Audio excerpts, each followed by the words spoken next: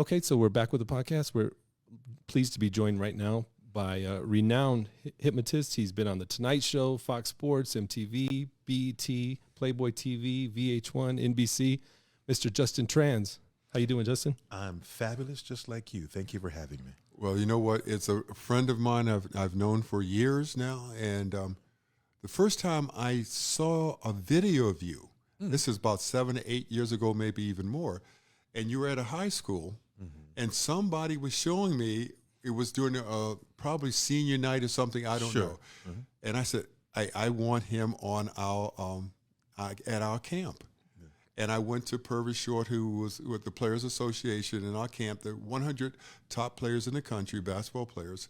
And I said, we need him for not only entertainment, we need him to help these young kids with maybe free throw shooting, different fears they might have.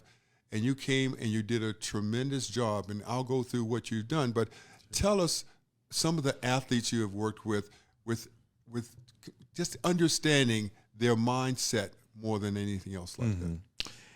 The NBA, I have worked with quite a few players, even all the way to Moscow, Russia, working with their pro team well. Work with boxers. Fox Sports did a show with me, hypnotizing a boxer, and I worked with him for 2 fights, and he won both of the fights. But what I find about athletes or anyone, it's people spend a lifetime doing what they feel like doing.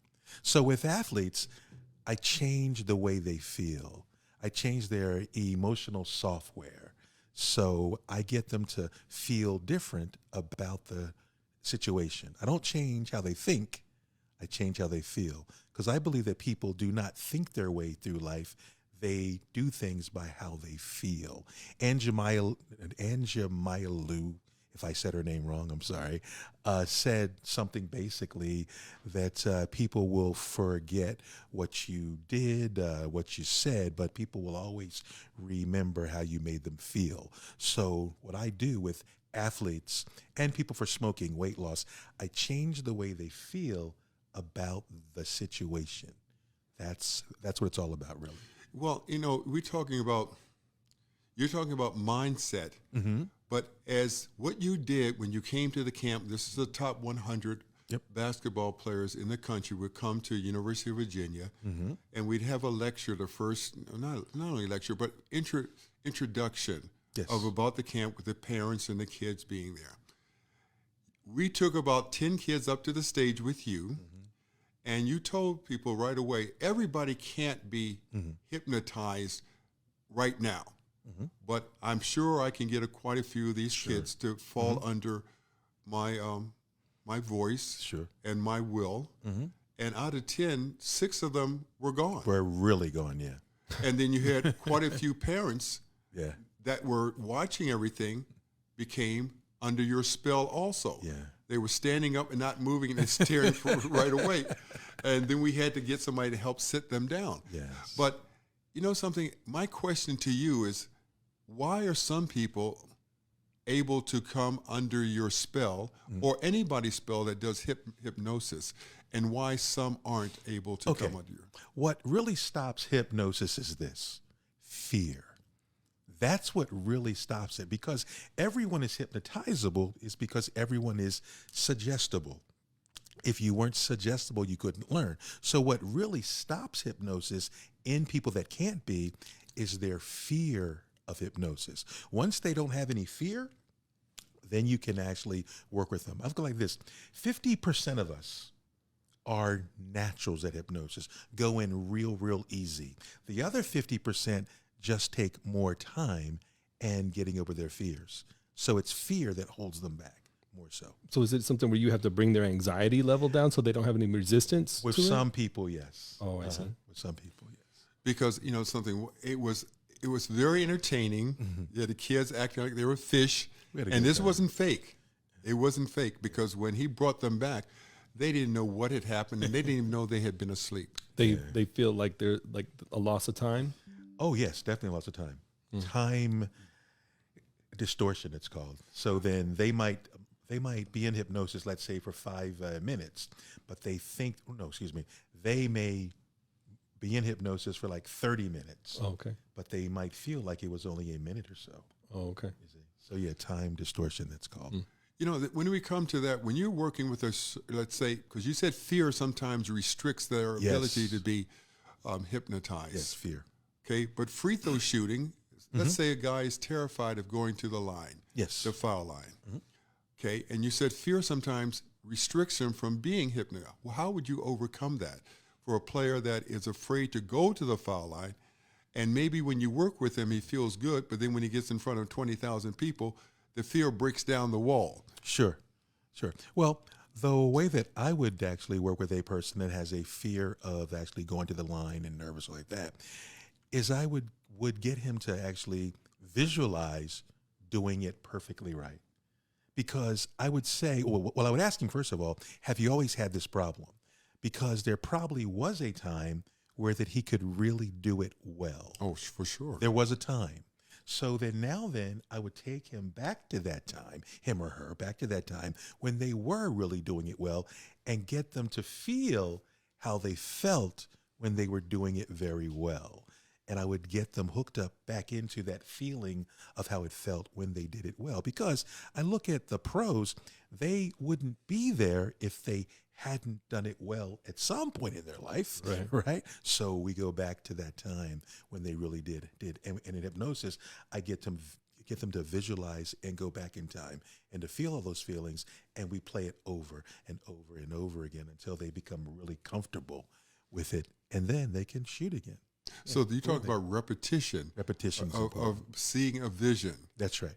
Okay, so other sports like golf or all the different things like that, you would work with them in the same way. Just visualizing. Visualizing. Golfers have this thing, okay? The yips. Yes. But it's like this. Whatever happened in the stroke before, whatever happened, that's over. Forget about that. It's done. Yeah. You want to focus on where you want the ball to go. Period. End of story. Nothing else. Because if you're focusing on the brush or the trees or the pond or the sand or that's where the ball is going to go. All you got to do is focus on where do you want the ball to go. Do it. That's it. That's all it's about. What do you do when you have somebody who has a severe case like that where they just can't pull the trigger on it when they and the yips in particular, when they just can't do it, or like the baseball player that couldn't throw it, the catcher who couldn't throw it back to the pitcher, he just could not let go of the ball. Well, with everyone that I work with, let's say it's for smoking, weight loss, sports, whatever it is, I really have to talk to them and speak to them because everyone is different.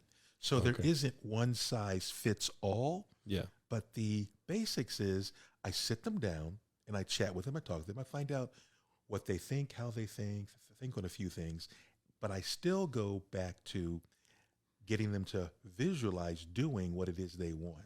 I get them to more so think about what they do want, not what they don't want.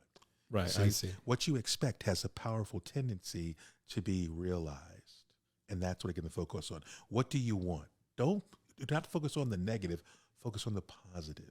So I'm always hammering that in, what you do want, not what you don't want. And that's what it's all about too. Now, so you're talking about various steps that athlete or person has to take, as opposed to, okay, you're going to stop smoking right away. Well, you probably don't do that, do you? Or do you say a stepping, we're going to get closer? How would you do a person that smokes? I actually do smoking in one session, okay?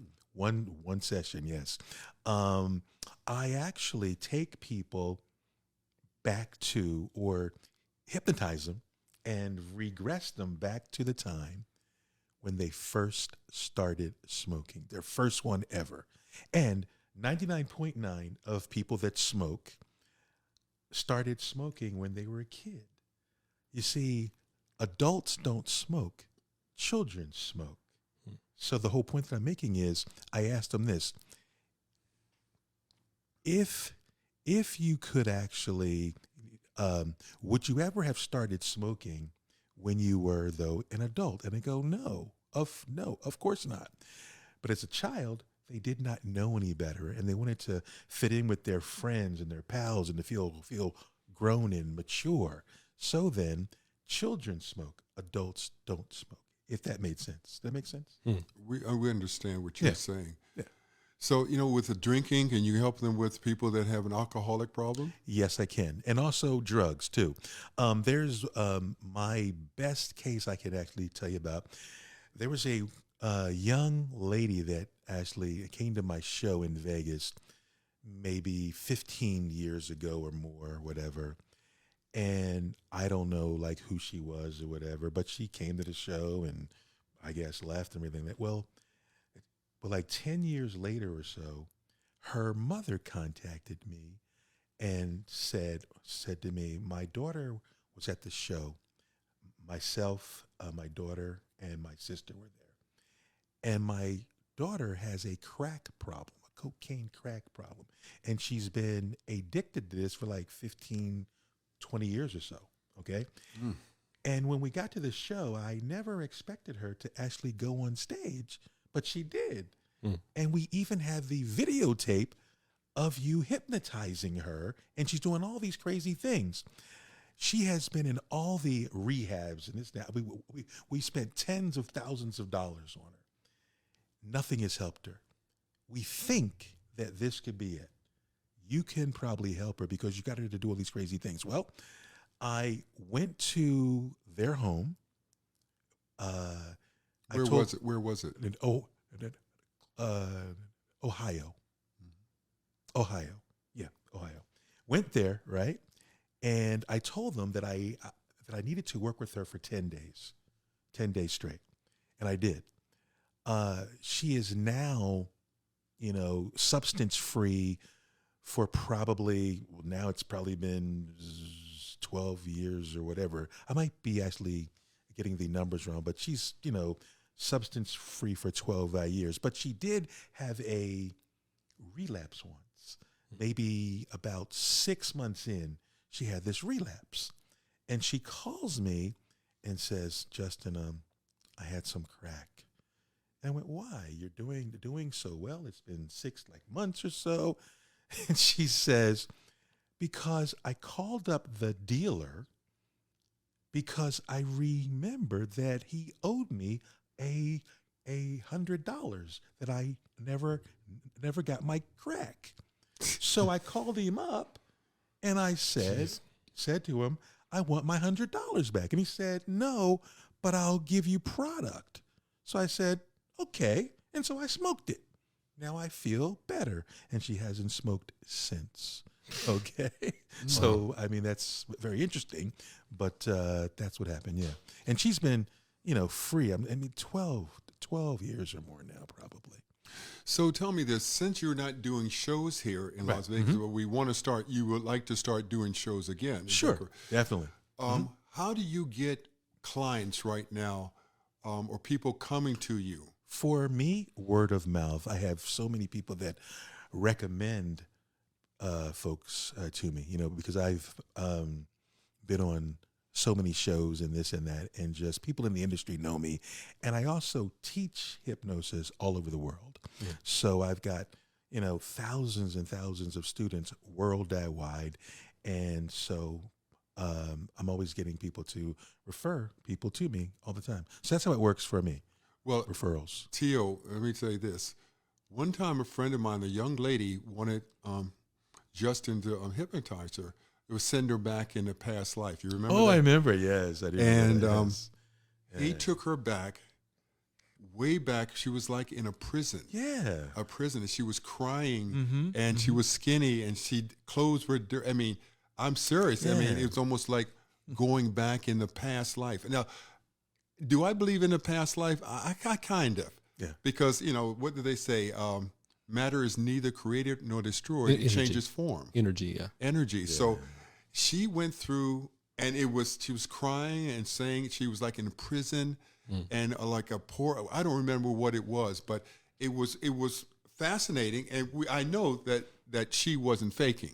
Yeah. I mean, it was nothing to fake. I mean, there was no reason to fake. So how about do you do with past live experiences? That's something that would be very entertaining to me. I do that too because you actually like saw me do it. Yeah, I mean, I work with people that want to actually do that. So then when that someone comes to me, and I had someone recently that actually came to me, and I'm working with her now, and she wants to do all this past life stuff. Well, and I've seen her once. Yeah, so far now. Some of the fears that people have now consciously, it comes, they say, it comes from a past life experience. Yes. Terrified of water, Right. terrified of heights, Sure. terrified of this or whatever. And it's because not something that happened in their life right now, but something in their past life. Yes. And so a lot of people, that's a big thing, going back, regressing back. You know, why am I afraid? Right. Because they do this, you know, we watch those things on television and specials where they regress these kids and they can tell you Yeah. who they were. Exactly. I mean, as they get older, they forget. Yes. But when they're young, you say, no, I used to live here. And it's 150 miles away, and they've never been there. Right. And they can walk right to the house, Right. show with their parents. And that one little girl in India said, I was run over by a train. Yeah. And this is where I used to live. And take them. So it would be, I would be scared. I don't want to have another life. First of all, I want it to be over. But I think people that are interested in things like that, past life experience, could get in touch with you. Definitely. And you could set stuff up like that. And well, let's go back to the smoking weight loss stuff. What I also do, if someone has a phobia, you know, something like that, a fear, whatever it is, many times, most of the time, I actually hypnotize them and I regress them back to their childhood.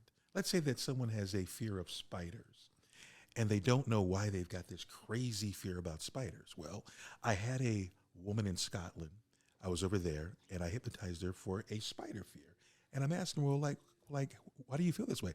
I don't know. So I regressed her back to her childhood. And she like tells me, or us, because I had her in a classroom setting, okay? And she tells us that she was in, kindergarten or something, and the teacher had a spider in the class, and she wanted her to touch the spider, but she didn't want to. She was really terrified of this, but the teacher forced her to touch it and hold it.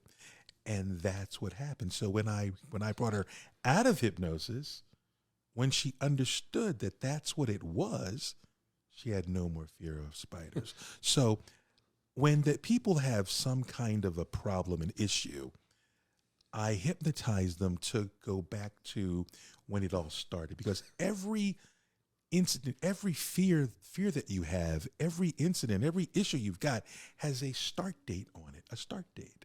Yeah. So if I can actually take you back to the start date of like when it all started to happen, I can usually fix it in that moment when you know what happened to you and when. Back to the original date when she was about 5, when she got the creeps. Exactly. You got to go back and get rid of that. Exactly. Get rid of creeps. Yeah. And some people are terrified of the water. Yes. Yeah. I mean, absolutely terrified of the water. It could be a past life too. Yeah. Nobody in my family could swim but me.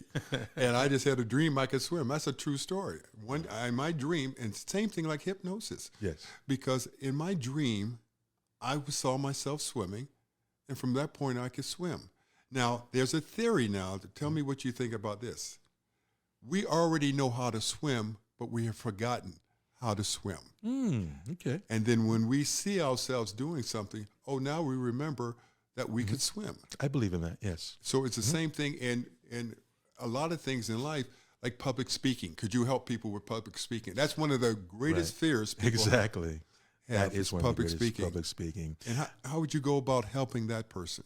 Well, again, it's having them, with public speaking, I would have them visualize themselves doing it and doing it perfectly right and well. Again, repetition. But I would also talk to them and find out why they feel this way. I would get to the root of why do you feel this way? Why do you have this fear? And I would then possibly regress them back to the feelings or thoughts or that they couldn't do it and the challenges they've had. But then I would get them to see themselves in the situation, doing it perfectly well, having a good time, laughing, having a great time, just feeling powerful and in control, and repeating it, repetition, repetition, repetition. Because the more you do something, the better that you get at it, good or bad. Do everything like you love me, handling things like a real G. I don't need nothing you do for me, it's all good, just love me. Do everything like you love me, handling things like a real G. I don't need nothing you do for me, it's all good, just love me.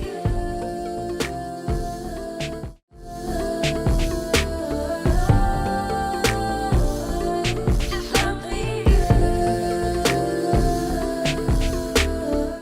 So tell me then you said you're good at helping people lose weight. Yes. And you do the same thing. How do you do that now? Well, with that, there's several ways I do it. One of the ways I do it is I get people to, of course, eat less food. Okay, how do you get them to do that? Well, one of the ways I do it is I would get them to fast. Maybe I could actually get them down to eat one meal a day, possibly. Maybe I could actually get them to fast for 3 days or 5 days or something like that. But if I couldn't, then I would get them just to eat less food, meaning eat your food slowly and only eat when you're hungry. You can only eat when you're hungry. You can't eat because it's time to eat. You can only eat when you're really hungry, and you're going to eat maybe 1/3 of what you really eat all the time, just 1/3. But you can only eat when you are hungry. And I get them to understand the difference between being really hungry or just that they want it. And they can and when they're eating, they can only eat. They can't watch a movie, read a book. They have to be focused only on eating. Take in the bite of food, chew it, taste it, and enjoy it, and swallow it, and then think to themselves, am I really hungry again? If you are, take another forkful, another bite, chew it up slowly, taste it, but you can't be doing anything else. Not on the internet, not on YouTube. You can only be focusing on your meal. That's all you can do. And I get them really conscious about it. And after they swallow that one, they think, am I really hungry? Am I not really hungry? So what I'm doing is I'm changing, or I'm breaking the cycle because we're in the cycle of eating. I have to change that pattern, that cycle, and get them to do that. So that's what I do. So could you tell me a story about you hypnotizing a certain person that was so suggestible that you just couldn't believe how quickly and how much you could change them because of what you put them under? Well, I can tell you from this point of view, I've done it so many times when I get volunteers on stage, and I've done over 10,000 shows, okay? 6,000 of those shows in Vegas, 3,000 or so probably on Broadway, and the other ones all over the country and the world. But the point is, you get people that are just so suggestible that they will do anything. Like, what do I want to say? I can tell them anything. I say that, your clothes are on fire, let's say, and they go, oh my God, and he just like you throw it off of them really, really quickly. So there are people that are so highly suggestible that they'll just do whatever that you suggest to them in the moment. They just do it. So now the question is, will they do something that's against their conscience to do when they're conscious? Let me tell you what the book says. Okay. The book says no, but I know they will. And let me tell you why. I had this, TV series called The Extreme Truth, a Playboy channel. And the show, like I said, was called The Extreme Truth. And the show was all about getting couples to actually tell me about their sex lives and their sexual secrets and their fantasies. I can show you episode after episode where I get people to actually tell on themselves secrets that they would have never said, never said. Okay. And they tell it to me. You hear them saying things like, I asked them, have you ever cheated? Yes, I have. With who? My wife's best friend. Now, nobody knows this. He would never, or she would never ever say this ever. And they say it to me. Now, let me tell you how that you know it's really real. What that we did was, after the show was over and the show's over, credits are rolling.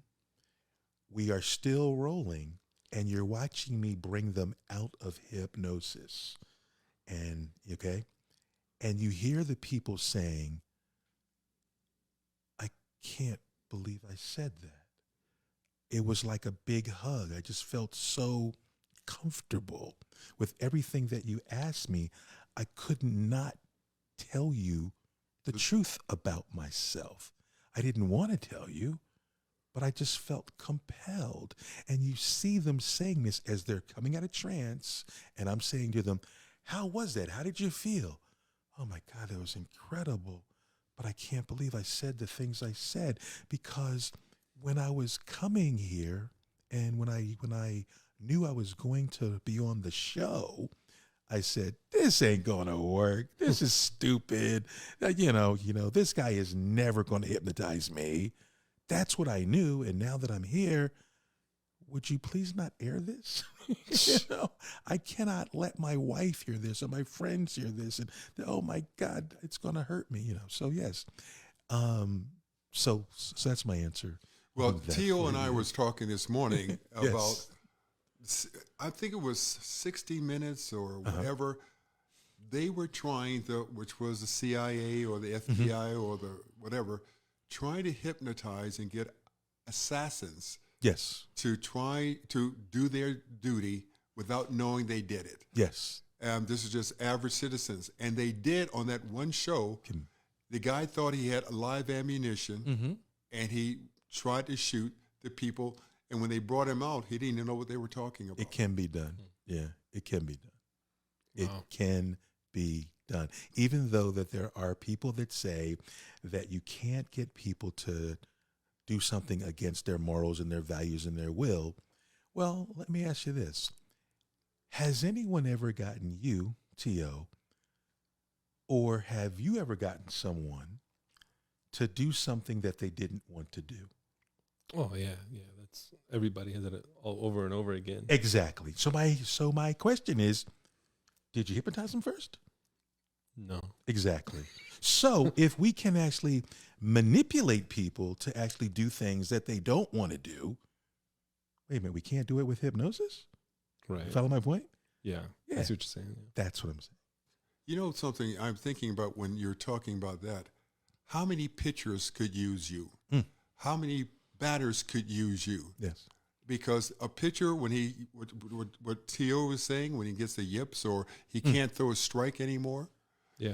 Steve Sachs for the Dodgers, if you remember him, Yes. well, he couldn't throw the ball from second base to first base, Right. and he was a very good player. Or the Cubs pitcher couldn't throw to first.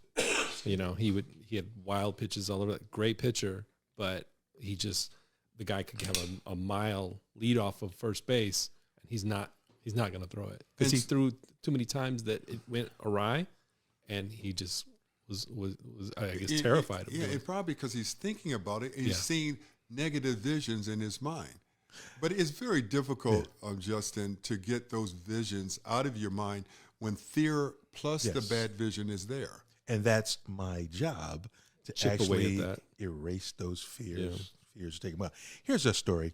The NBA comes to town every year with all the rookies and stuff, and they play. Okay. Yeah.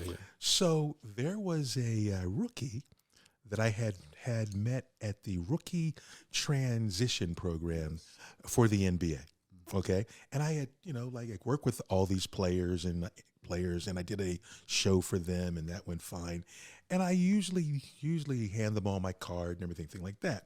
So I see all these rookies. So now, this one year, they come to town like they do, and this one player wasn't playing well.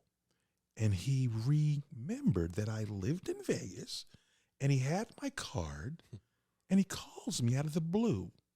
And he says, Justin, I was at the rookie transition program for the NBA. You were there, and you spoke to us, and you did a show, and you gave me my card. Well, anyway, I'm here in Vegas, and I'm doing horribly. I'm doing horribly. Can you work with me? And I said, sure. So I went to his hotel, and I work with him. So he goes, and he plays. And the next day, randomly calls me again. And he goes, can I see you again? And I said, sure. And he tells me, I played unbelievably. I got to see you again. And so I said, fine. He goes the next day, destroys. Calls me again. Can I see you again? Goes the next day, destroys. Well, let me tell you, I worked with that young man for probably 3 years straight. Okay? 3 years I worked with him because that he met me at the rookie transition program, came to Vegas, called me up randomly, and I worked with him like 3 years straight. And he's still playing now. It's a mindset though. Yeah. Because the champions, the great players, they visualize nothing but winning. Exactly. Nothing but That's what winning. it's about. When you talk to the superstars in whatever sport, I forgot who I was telling. It was in tennis or something, and they expect to win. They don't even say, maybe I will win. Exactly. And when I met Muhammad Ali the first time in Philadelphia, we were playing LaSalle, and he was staying at the same hotel we were staying at. It was in college. He says, come here, young man. He says, who do you guys play tonight? I said, LaSalle. He says, are you going to win? I said, I think so. He said, no, you can't think so. You got to believe you're going to win and see it. It's like Yoda said, there's no do or do not. No, there's no try. It's do or do not. Just get it done. And you could tell by how he was talking, he never saw himself losing. That's right. And that's, I think, why he was a champion. And some of the great tennis players never see themselves as losing. And if they lose, that's an accident or it was a mistake. Where most of us humans, say, well, I'm going to try my best. Yes. And when you say that, I'm going to try, that's the right. word try is not a good word. It implies failure. Yes, failure. Try implies failure. Either do it or don't do it. That's Yoda. But since you mentioned Ali, I actually knew him, and he came to my show a few times, and he actually called me, and he gave me the title of the greatest hypnotist of all time. Oh, that's great. So yeah. Something. We're not going to keep you here much longer, but I want to stay longer. I like having you here, and one time I would like to see you hypnotize somebody on our show. Let's do it. Yeah, Don't look at me. Let's do it. Tell the secret. Did that happen earlier and I'm not aware? I'm going to see it on the film. I think that would be perfect, and because we have so many people that really want to improve their lives or the game or whatever, their sports and parents. Right. And so we know that when you deal with sports, it's going to be a long-term thing. It's not where just one day I'm going to do it. You say maybe it could be. I'm not you.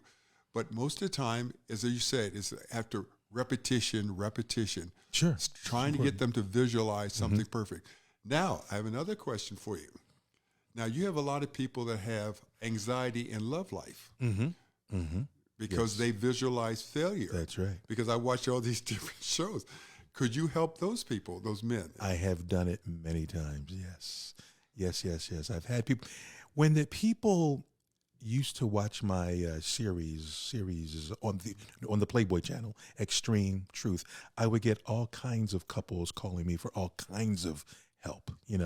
They might think that their mate is cheating or there may be some problems sexually. So no, I get that. I used to get that quite a bit when the show was on the air, quite a bit. Yeah, but you don't want to hypnotize somebody and get them in trouble, but just performance. And so performance in the bedroom or something like that, because that destroys relationships too. Oh yeah. Well, what's interesting about that is, so these people are on the show, and the stuff that they told me, you would think that it would possibly actually break them up. No, it brought them closer together more times than not. Hearing all the truth and everything else out there, it actually brought them closer. It did not actually break them apart, which was interesting that I learned there at the show. Okay. So, I would love to have you on every couple of months or something. Sure, let's do it. But if people want to get in contact with you, how do they get in contact with you? Well, my website, Justin Tranz, and the Tranz is Tranz like zoo, JustinTranz.com. And I also am on Facebook, and I'm also on Instagram, all with my name, Justin Tranz, Tranz like zoo. Okay. But I have a question for you. T.O. What's up? T.O., you can swallow, can't you? Yeah. You sure? Positive. Yeah. Go ahead. You ready? Now you can't. What? Talk to me. What? Are you just gonna hold it there, or what? Now you can't. Okay. Swallow. It's difficult. How'd that feel? What do you mean? How did it feel Oh, it when was you tried to? The first swallow? time it took a second. Exactly, and Yeah. and then it took. Then it was, wow. yeah. Yeah. Okay, next time we're gonna advertise T.O. Right. Just that quick. The funny thing, I used to always be afraid of him hypnotizing me. Right. But the thing is, people think that hypnosis takes a long time to do. How long did that take? What a second, half a second. So You scared him to death. I was I was just like, what? But I got you. I didn't know to where he not was going with swallow. that. Exactly, but I got you not to swallow just that quickly. Right. That's hypnosis. So- that quick. So I tell you, my goal is then to have you on, once every couple Whenever of months. I'd love to. No, be because I just want people to keep realizing and be able to call us or get in touch Sure. with us Yeah. to Get in help touch with you. you. Because Sure. even though they hear what you're saying, your website is JustinTranz.com and you're on Facebook. Do you have still room for people to join you? Do you have yes, I do. You have a fan page too? No, not as of yet. Okay. So But I should. We'll try to help you. I don't have enough. I'm too scared for you to hypnotize me. We'll use T.O. Why do I gotta? We'll use somebody else. Because you're here. Right. Oh, that's be funny. You're here. But you know what? You're on this side. Right. We enjoy you coming, and we will keep in touch, and we'll have Heavily. you on again for sure. And we hope that this can help get more people be aware of what Right. what services you have Certainly. for the young athlete, the older athlete, smokers, alcoholics, name it. Drugs, everything. Sure. We got you. I can do it. And thank you for coming. I appreciate you having me. Great to see you again. Great to see you again. Yeah.